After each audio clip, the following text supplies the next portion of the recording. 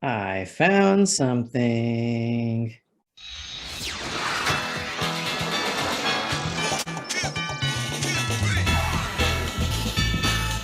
Hey guys, Rafa here from the Endgame Investor, and today we're going to talk about a short covering, short squeeze cascade in the European electricity market. What is this? What does it mean? What is going on? I don't know for certain. These are not my areas of expertise. I don't know much about electricity hedging, but I know it happens because of the nature of the monetary system that we all live in that forces people to use paper derivatives to cover their risks. And paradoxically, when risks get out of hand, the way that the hedging works makes those risks even riskier.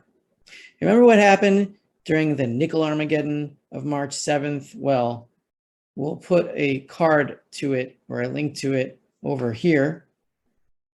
But basically what happened was that a giant nickel company, a nickel producer who was short nickel, meaning it was selling its nickel production forward and locking in prices, which is on paper, pun intended, a responsible thing to do. If the price of nickel goes too high too fast, then the amount of cash that that company must put forward to the bank that is maintaining those positions goes up. Cash, cash, cash for your bones. Too many bones, not enough cash. Call cash bone. Ribs, skulls, spines, even certain tiny ear bones. The leg bones connected to the cash bone.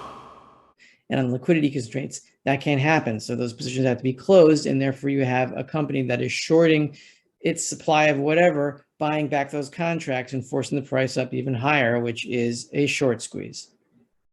The same can happen and is happening in the electricity markets in Europe. To what extent, I don't know, but I did find one article on this in Austria, linked by Javier Blas in his Twitter feed, who is the commodities guy for Bloomberg. And before we get into that article, we'll get into the theoreticals on what can happen in a system where companies, power producers, have to use paper derivative hedges in order to lock in their revenues going out 3, 4, 5 years or whatever. So the general example of a company, a power producing company, an electricity producing company selling its electricity forward using paper contract makes sense. That lowers risk and that is supposed to make markets more stable. However, when markets become volatile, it makes things even worse. Regulation and volatile markets result in a paradoxical situation. This development leads to a paradox, the shorting, meaning the hedging of electricity. The collateral, which is intended to protect market participants, can actually cause contractual parties to default in the event of sharp price fluctuations. Because energy companies benefit from higher electricity prices in the medium term, this is not a profitability problem. But the increased liquidity requirements for hedging transactions can present companies with short-term difficulties, even if they are on a sure footing. And because virtually every market participant is involved, the failure of one large energy company or several smaller ones can trigger a chain reaction, a scenario that can soon take on menacing proportions.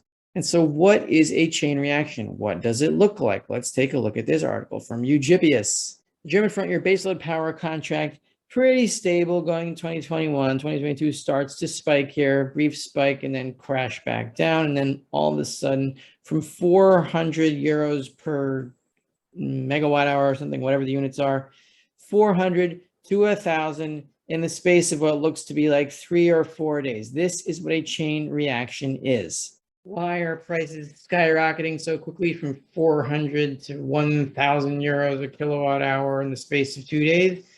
It's not necessarily because the Europeans are freezing their butts off already.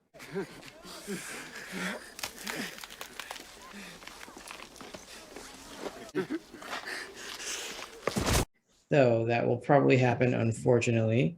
It's because of a chain reaction involving derivatives, which will probably get worse before it gets better. And so you might ask yourself, what exactly is going on here? Well, if a power company has to cover their shorts because they cannot put up the collateral required to maintain the short position, then they have to buy back that short position, which increases the demand for the electricity. So it's a chain reaction, and that causes other shorters to have to cover their positions, and that creates a chain reaction, and so on and so forth. So what is actually happening here? Well, When you have a paper money system, a fiat money system, it requires companies to hedge forward their production. And then you have a mismatch between the paper reality and the physical reality when the physical reality gets strained. And so when these paper contracts are being bought back, what you are seeing is the forced reconciliation between paper reality and physical reality. We saw it in March with nickel, and we are seeing it now with electricity.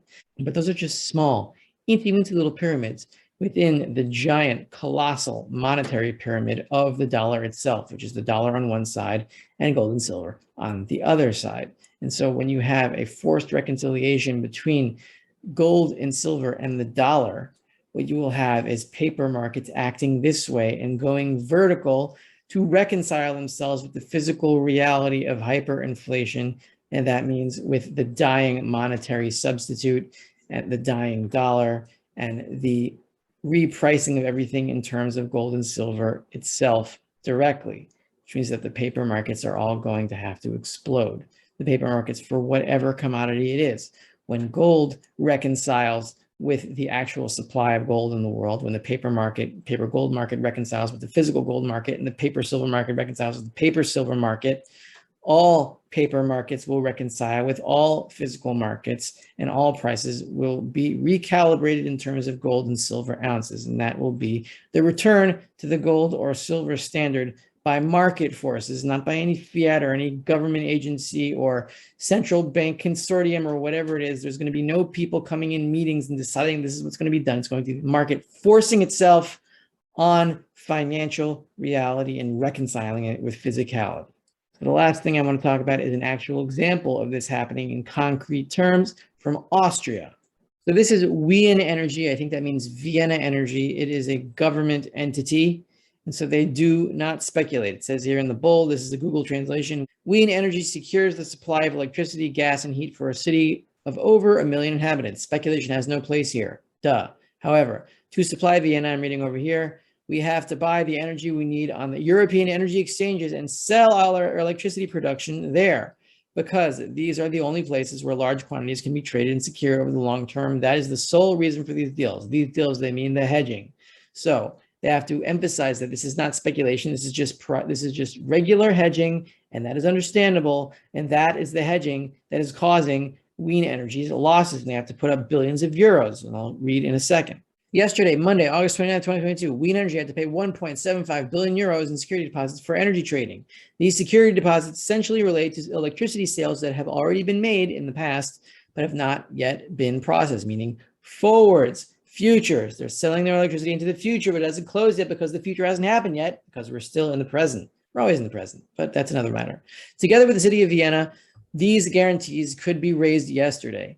So the government bailed them out and helped them maintain that position by giving them 1.75 billion euros, and they maintain their short position. However, not all companies have been able to do this, and this might not be sustainable for much longer, depending on how high or where the short squeezes are exactly. Nobody knows exactly where, because the system is so convoluted that it is impossible to know. This is a pyramid within a pyramid within a pyramid, and it's all a big tovo mishmash mess. Here are some theoreticals. Due to these extreme fluctuations in the market, several scenarios were calculated and discussed with our owner, the city of Vienna, and the federal government. In the worst case scenario, namely if the electricity price doubles again this week, wow, Wien Energy would need 5 billion euros in guarantees. The 10 billion refer to a worsening of the situation in the worst case. In the best case, Wien Energy does not require any security guarantees from the federal government.